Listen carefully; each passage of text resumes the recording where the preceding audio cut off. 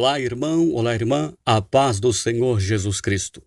A nossa lição de hoje é a 6, o tema santificação, comprometidos com a ética do Espírito. Texto áureo: segui a paz com todos e a santificação, sem a qual ninguém verá o Senhor. Hebreus capítulo 12, versículo 14. A nossa verdade prática diz: santificação é especialidade do Espírito Santo. Ela é instantânea e, ao mesmo tempo, progressiva, pois acompanha o crescimento espiritual do crente. A nossa leitura bíblica em classe está na carta de 1 Pedro, capítulo 1, do versículo 13 ao versículo 23. Introdução. Deus é absolutamente santo, sua santidade é infinita e inigualável. Ele é santo em si mesmo, em sua essência e natureza. Sua vontade é que os crentes reflitam esse caráter de santificação no seu modo de vida. Vamos estudar então o que é ser santo e a necessidade de se ter uma vida santa. Primeiro ponto: a santificação no Antigo Testamento. A santidade de Deus se originou nele mesmo. Ela é a plenitude gloriosa de sua excelência moral. Essa verdade é revelada desde o Antigo Testamento. Deus exige a santidade de seu povo, porque ele é santo. Os antigos hebreus levavam a santidade a sério. Primeiro subponto: a santificação. A ideia predominante de santificação ou santidade no Antigo Testamento é de separação tanto de pessoas como de lugares e coisas para o serviço sagrado, separar daquilo que é comum ou imundo, para fazer diferença entre o santo e o profano, e entre o imundo e o limpo. Livro de Levíticos, capítulo 10, versículo 10. O profano é alguém que se mostra indiferente no que diz respeito ao sagrado. O verbo hebraico kadash, que significa ser santo, ser santificado, santificar, ser posto à parte, é o mais usado no Antigo Testamento. Aparece 830 vezes, incluindo os seus derivados, e cuja ideia central é separar do uso comum para o serviço de Deus, consagrar. Segundo subponto: a consagração. O termo consagrar significa investidura de funções sagradas. Em outras palavras, é dedicar-se ao serviço de Deus, e isso pode ser pessoas, coisas ou possessões. Consagração e santificação são termos distintos, mas podem significar a mesma coisa dependendo do contexto. Exemplo: em Êxodo capítulo 28, versículo 3, diz que façam vestes a Arão para santificá-lo, ou que façam vestes para Arão para consagrá-lo, na Nova Almeida Atualizada. O verbo hebraico para consagrar é o mesmo para santificar, ser santo. Trata-se de uma exigência justa e necessária para os sacerdotes levitas e para o tabernáculo com todos os seus utensílios, pois se baseiam na santidade de um Deus santo. Santo, santo, santo é o Senhor dos exércitos. Isaías capítulo 6, versículo 13. Terceiro subponto: a purificação. O termo taó puro, limpo, derivado do verbo taé, ser limpo, puro, e kadosh, santo, do verbo kadash, pertence ao mesmo campo semântico. Ambos se aplicam à santidade de Deus, como também às pessoas que se aproximam dele e se purificam de toda sorte de pecado e idolatria. O termo grego equivalente a taé, na Septuaginta, é tornar limpo, limpar, purificar, e kadash, e agiazo, santificar, consagrar. O adjetivo agios, santo, traduz 20 palavras hebraicas do Antigo Testamento como kadash, kadosh, kodesh, entre outras. São termos frequentes e importantes no Novo Testamento. Segundo ponto, a santificação no Novo Testamento. Santificação, santidade e seus cognatos são termos comuns ao Antigo e ao Novo Testamento e trazem o mesmo conceito. Na Nova Aliança, santificação é a semelhança do caráter de Cristo e o efeito real da salvação na vida cristã. Primeiro subponto, uma obra da Trindade. O Novo Testamento torna explícito o que antes estava implícito no Antigo, e isso diz respeito também à obra salvífica do Deus Trino.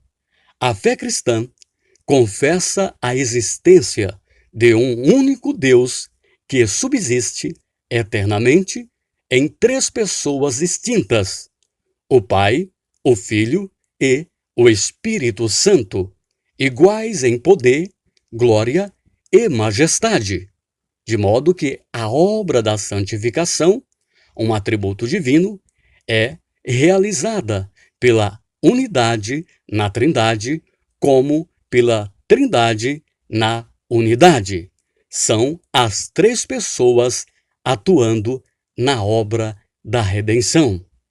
Segundo subponto, natureza da santificação. Não há no Novo Testamento ritual de purificação cerimonial ou legal de santificação, diferentemente da realidade do sistema mosaico. A santificação pode ocorrer de maneira instantânea.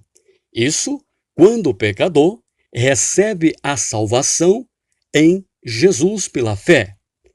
Ela é chamada teologicamente de santificação posicional, referente à mudança da posição de pecador para santificado.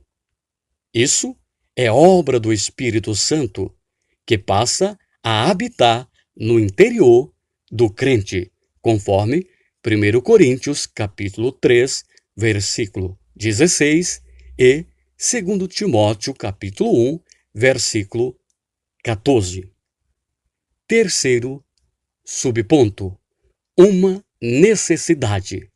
A nova vida em Cristo é o novo nascimento, conforme o Evangelho de João, capítulo 3, versículo 3.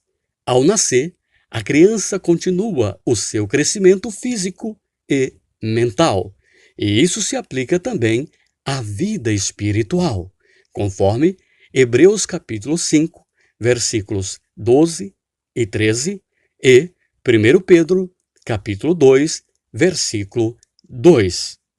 Apesar de a santificação ser instantânea, ela é, ao mesmo tempo, progressiva. A salvação em Cristo é acompanhada da santificação, e seu agente ativo é o Espírito Santo. A vida cristã é uma carreira, assim, é a santificação progressiva que nos torna mais semelhantes a Cristo. Não se trata de um tema secundário, pois, sem ela, ninguém verá o Senhor, conforme Hebreus capítulo 12, versículo 14. Terceiro ponto: a santificação aplicada ao crente. O Espírito Santo é a fonte da santidade e o Senhor, o seu padrão. Todos os crentes desejam se parecer com Jesus e viver de maneira a agradar a Deus. A santificação do crente é obra de Deus Trino. Primeiro subponto: a comunidade de Jesus. As epístolas do Novo Testamento visam fortalecer as igrejas e exortá-las a uma vida santa diante de Deus e da sociedade. O texto da leitura bíblica em classe, lá em 1 Pedro capítulo 1, do versículo 13 ao 16, vai ensinar sobre isso.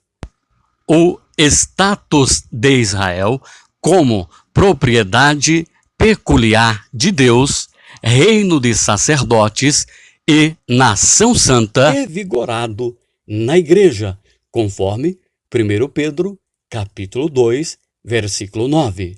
O ensino petrino mostra que o estilo de vida dos crentes revela o caráter de Cristo. Aqueles irmãos que vieram do paganismo são agora norteados pelo Espírito Santo, que vive neles, e por isso renunciaram às práticas dos gentios. Segundo subponto: uma vida santificada. Somos santificados pela palavra, pelo sangue e pelo Espírito. Podemos afirmar, como Donald G., que a santificação é a semelhança do caráter de Cristo. É o efeito real da salvação, através da qual a própria vida de Cristo permanece para sempre na vida e no caráter do crente. Isso está muito longe de violência doméstica, mentiras, palavrões, intrigas e mexericos. Uma vida de santidade e cheia do Espírito mantém distância dessas coisas. Se alguém não tem o Espírito de Cristo, esse tal não é dele. Romanos capítulo 8, versículo 9. Deus é santo e por isso exige santidade de seu povo. Mas, como é santo aquele que vos chamou, sede vós também santos em toda a vossa maneira de viver, porquanto escrito está: sede santos, porque eu sou santo. 1 Pedro, capítulo 1, versículos 15 e 16.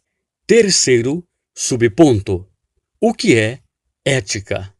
A ética é o estudo da conduta. O termo vem da palavra grega ethos, que significa hábito, costume, que aparece somente uma vez no Novo Testamento, no plural, em um provérbio popular usado pelo apóstolo Paulo, quando diz: as más conversações corrompem os bons costumes. 1 Coríntios, capítulo 15, versículo 33. A ética cristã é um estudo sistemático sobre os princípios e as práticas do que é certo e errado à luz das Escrituras Sagradas. Trata-se da parte da teologia que estuda o padrão de conduta conforme a vontade de Deus.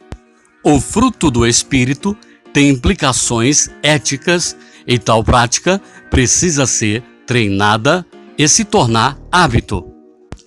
Isso agrada a Deus e às pessoas, e por meio de nossa conduta, até os incrédulos glorificam a Deus. Marcos, capítulo 5, versículo 16. Conclusão: sobre a santificação, precisamos saber o significado, a sua importância e a sua necessidade. Isso evita confundir a santificação com regras externas típicas de religiões legalistas. A santificação é a marca de uma vida na plenitude do Espírito.